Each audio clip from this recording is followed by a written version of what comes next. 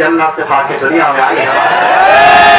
इतनी अच्छी लड़की कोई भी नहीं हो सकता, किंतु এই মেয়েটা হিজাব পরে, নিকাব পরে, বোরকা পরে একাই চারটা ছেলেকে নাকের ডগায় রশি লাগায় আমনে আমনে ঘোরায়।